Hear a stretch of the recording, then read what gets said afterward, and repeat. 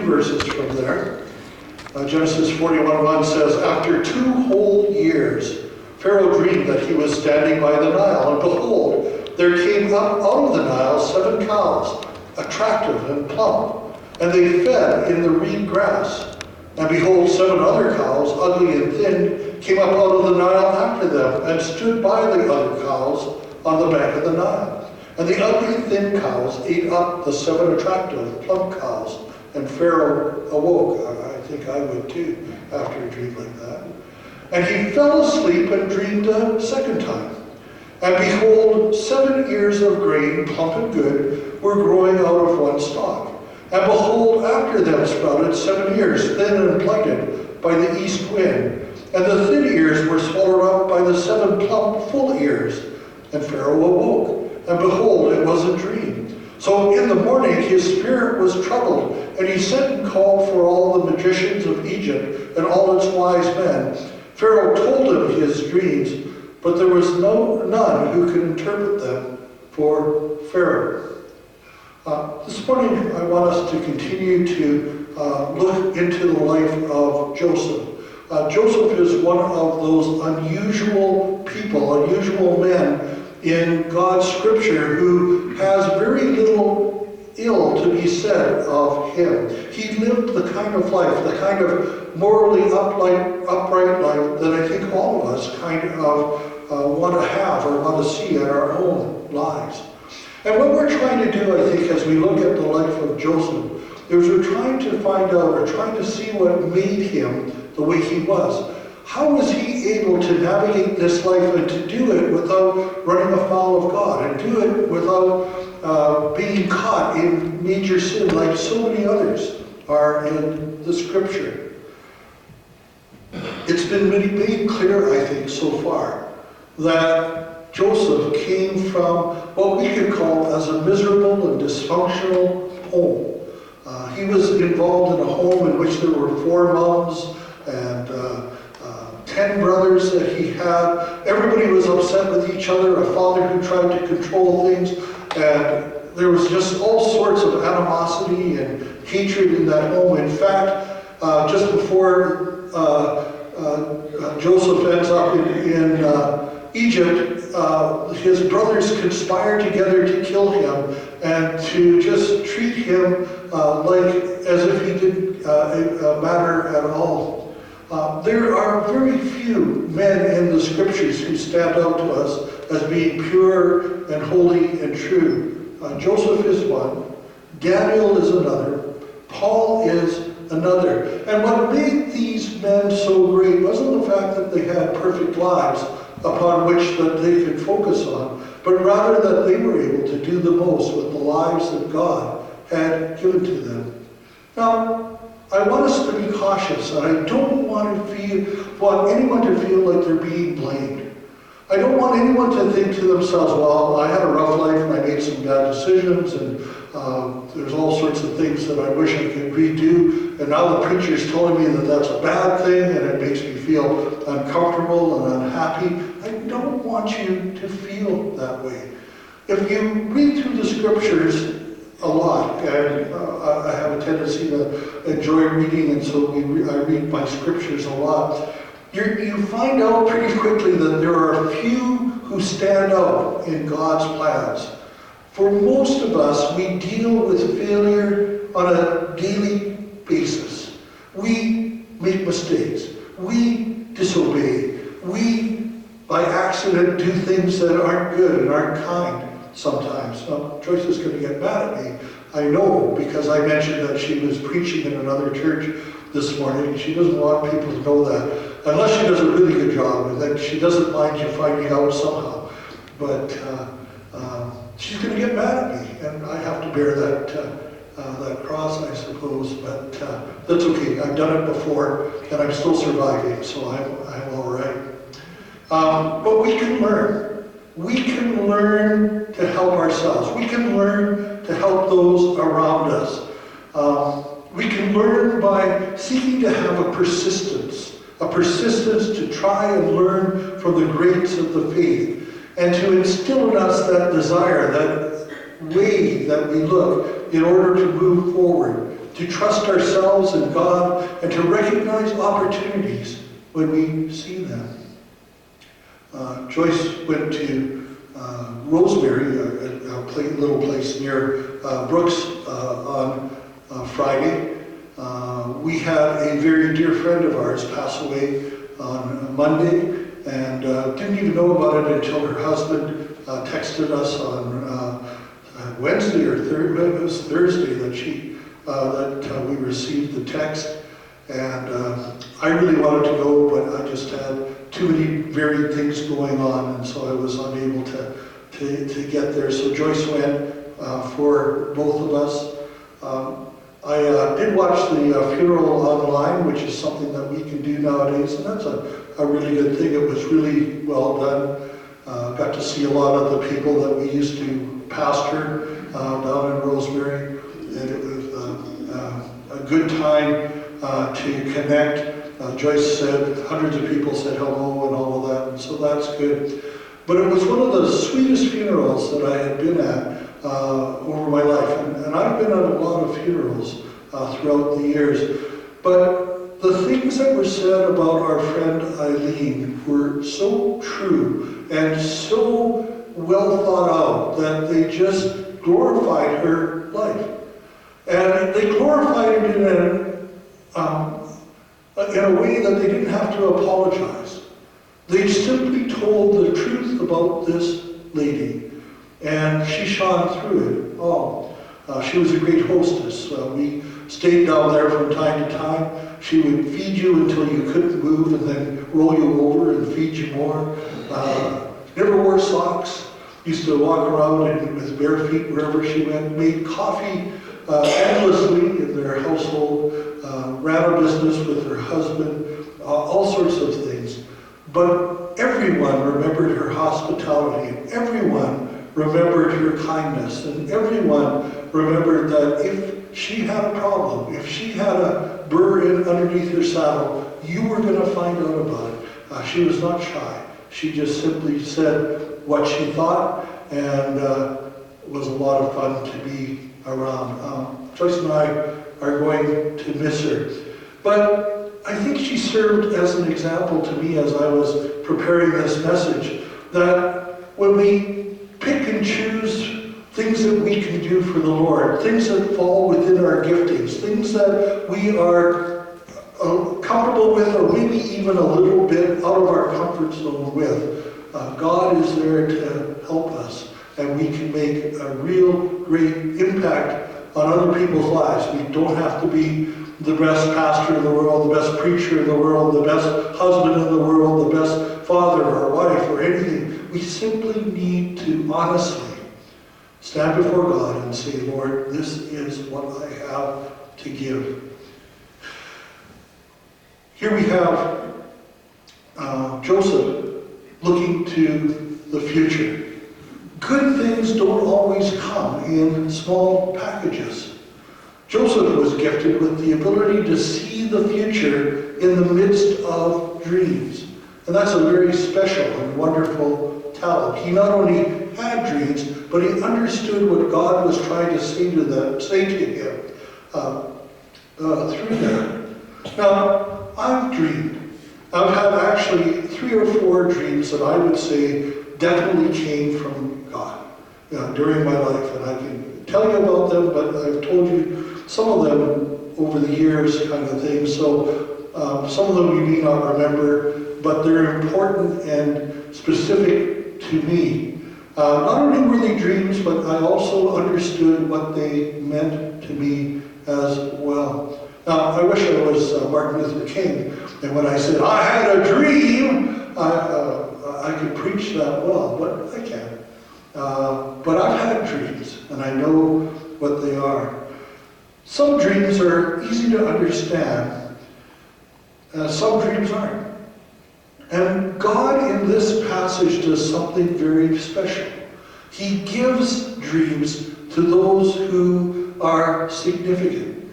And because they are significant, their dreams become significant as well. When Joseph finds himself in the deepest level of the jail, he started out in the medium security and got sent to maximum security because the wife of his jailer claimed that he had made advances to her, and so he ended up going into the deepest pit in the jail. It was something that was used for political prisoners, and so in that jail and at that time there were two political prisoners of Pharaoh that came into that area, and Joseph was given responsibility of looking after them. One of these men was the chief cupbearer, and the other was the chief baker. Don't just think that this made them simple servants. They were far, far more than that. They were an integral part of the court, and they had much to say about what was happening in the nation of Egypt, what crops were prepared, how things were handled, where they got their grapes from, and all sorts of other things were their responsibility. If Daniel hadn't spoken up, they might still be in that jail. But Daniel was brave enough to be able to say, I can interpret that dream. I also find it interesting that except for the fact that he was wrongfully accused, that he was tried and sentenced for a crime and found guilty for a crime that he did not commit, he never would have connected with these two men. He never would have had an opportunity to talk to these two high-ranking officials. Officials who had the ear of Pharaoh. Officials on one side who would have his life taken from him for whatever reasons we don't know. Maybe the Pharaoh just felt that way that day. And the other was given back his job. And so he was able to speak directly to Pharaoh, to connect with Pharaoh. David's captivity gave him the opportunity to connect with those who had the influence and the power to be able to do something about things. I wonder how many times Joseph asked, how long, Lord? How many times he looked up to the skies, if he could see the skies, but maybe not because it was a deep, dark pit that he was in. But he looked at and lifted his head, how long? How long am I going to be here? How long am I going to have to deal with this? How long do I have to wait for your hand and your care to come to me?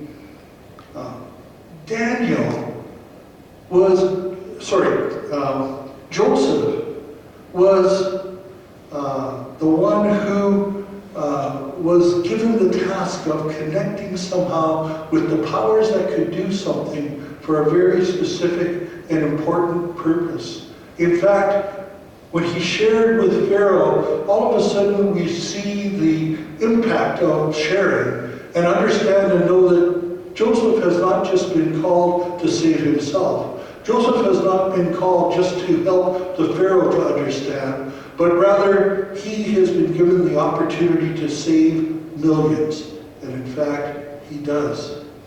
Now, most of us are familiar with the dreams that Pharaoh had. In fact, once I finish speaking about them, you'll be reminded about it, so you'll remember them a little bit longer. They were interesting dreams that were given to the Pharaoh. Two dreams. It's interesting how many times two dreams comes into the picture with Joseph. When he was with his brothers, he had two different dreams of having power and control over them. When he went into the prison, he had two men who had dreams, and so he dealt with two dreams being interpreted. And now he stands before Pharaoh, needing to be able to interpret another two dreams. And he tells Pharaoh that because it's been done twice, it is firmly set. Because he has dreamed these dreams twice, they will for sure happen the way that he is explaining it.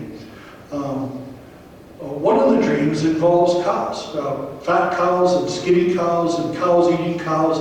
Wake me up in the middle of the morning, of the night too. It would be kind of scary.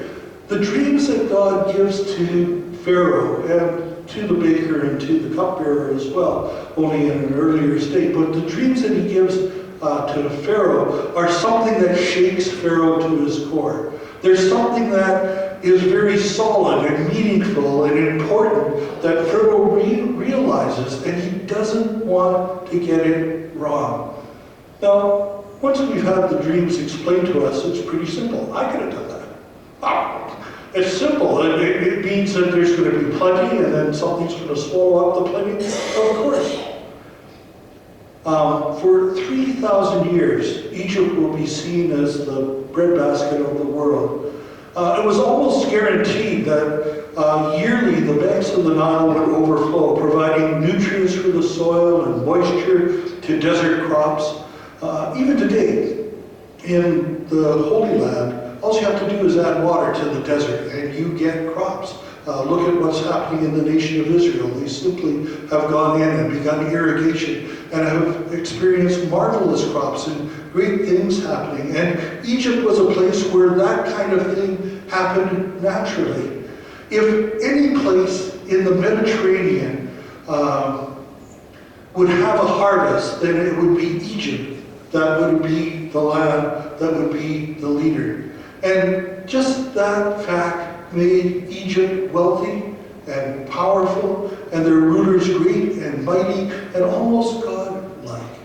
And although from time to time they would have drought, unlike their neighbors, it could soon be forgotten because the next year would look after things, and the next year after that would help to rebuild everything back to where people were living in comfort. Now, because of that, there were a couple of things that were important to Egypt. One was security. They weren't a nation that was out there trying to steal from everybody else. They were a nation that had. They had tons and tons and tons of food, of edibles, of grain. And their responsibility was to try and keep people from stealing it from them. And so they created an army that was excellent in defense. And they created an army in which their soldiers were hired out as troops for hire because of the chariots that they have, not to conquer other places so much, but as rather to be able to defend their own homeland. In fact, part of Joseph's story about coming out of the east is a sign of preparation for an attack. In fact, Pharaoh, even in the time of Moses, says, I don't want these people here because they're plotting against me, and they're going to allow people from the east to come in and take over things, and we don't want that. The nation of Israel lived in suspicion for 400 years.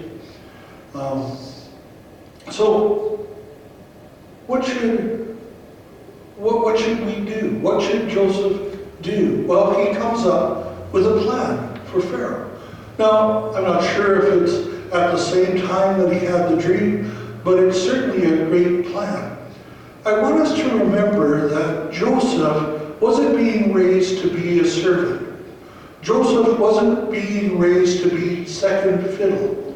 Joseph was being raised to be the one who was in control, who was in command. He was the one that his dad was raising to be the one who took the empire of Jacob and made it into something greater and greater than what he had to begin with. It doesn't come naturally for everybody.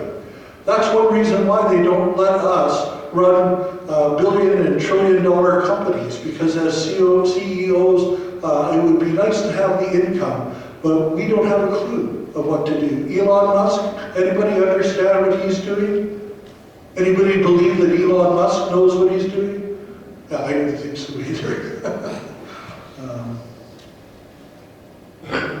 Joseph, though, was a man who was being groomed for leadership. And when the opportunity came for him to work with Pharaoh, we see his brilliance coming through as he tells this is what we should do, and this is how it should run. And we see him over the next few chapters begin the process of taking everything that is Egypt's and giving everything except for for the allotment that fell to the priests, everything else goes into Pharaoh's pockets. It's something that doesn't happen very often, but there are men like this out there. I served as an elder in a fairly large church near Edmonton for a number of years. A lot of strong wills on our board. A lot of men who had made a living and had made a very good living working hard. There were at least 6 millionaires in our congregation. This is back in the 70s when it meant something to be a millionaire. There was at least 6 of them in our church. You could identify them not because they wore suits with little emblems on them or anything like that. They were the ones who came to church in dirty jeans and shirts that were ripped and torn because they just finished working on whatever they were working on, came to the meeting and then just went off to do those other things. They worshiped God. They cared about and loved the Lord, but they knew what it meant to get ahead. They knew what it meant to work their way into not only to get the responsibility, but to do well with the responsibility. I remember we were looking for a photocopier at that time, and it was, we just couldn't make up our minds. So our treasurer sat down one day and worked it out. And he came to a meeting and he said, we have 2 options. He said, we can buy it or we can put it onto our mortgage.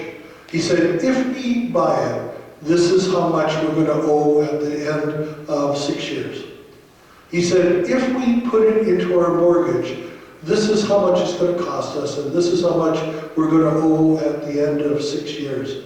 And it was like the difference was astronomical. One way of doing it would cost us thousands and thousands of dollars without security. The other way of doing it was just so obviously the better way to do it. And I remember going to that meeting and sitting down and watching this guy tell us, show us what was the right move to do. And I think Joseph had that kind of business acumen. He had the ability to be able to look around. And he's not only going to build a system that will serve Egypt, he's going to build a system that will serve the surrounding nations, including the nation of Israel. One of the things that we're going to see as we continue on and then finish our time with Joseph is how Joseph is able to take a little band of settlers from Canaan, 70 or 72 in number, and within 400 years have an army of 1,600,000 men who are able to take on any tasks that are before him. That's the power of dreams. That's the power that God put into the dreams that Joseph looked at. And those dreams were there to help people to understand and know that God indeed is interested and concerned about the needs of this world, your needs and my needs. Do you have a dream? Trust in that dream. Ask the Lord how you can see it happen, how you can see it, what you can do to make it happen and make it worthwhile, and then trust Him because He desires and loves you and wants you to have all that you need. May God bless His word to us today.